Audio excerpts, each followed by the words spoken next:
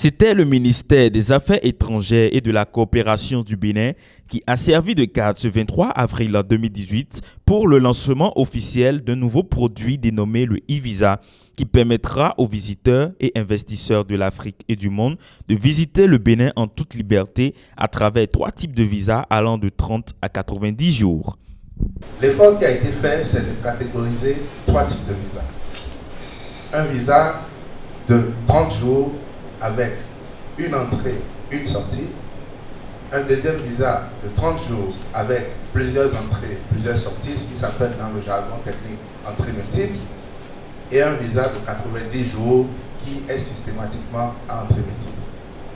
Le but est de laisser la possibilité à celui qui vient au Bénin pour de 1 à 30 jours de choisir de faire un seul séjour ou de faire plusieurs séjours à l'intérieur de la période de 30 jours.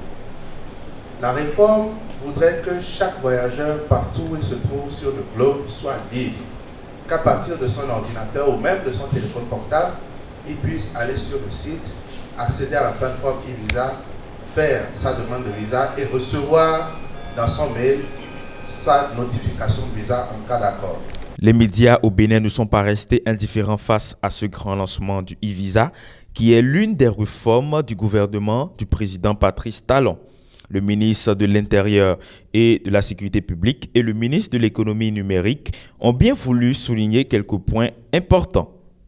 C'est heureux que ce lancement ait lieu aujourd'hui, parce que c'est aujourd'hui également que le code du numérique a été promulgué.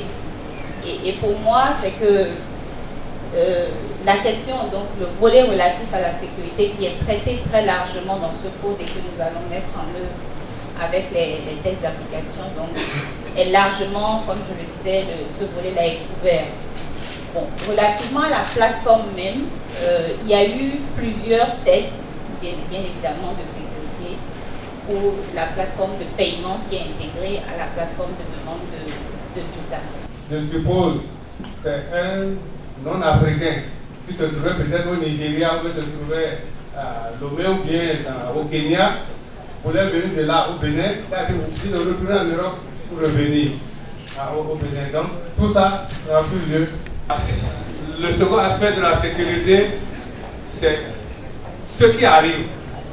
Puisque tout le monde peut venir maintenant.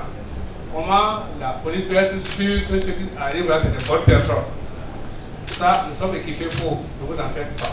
Fini encore une fois les difficultés relatives à l'obtention du visa au Bénin.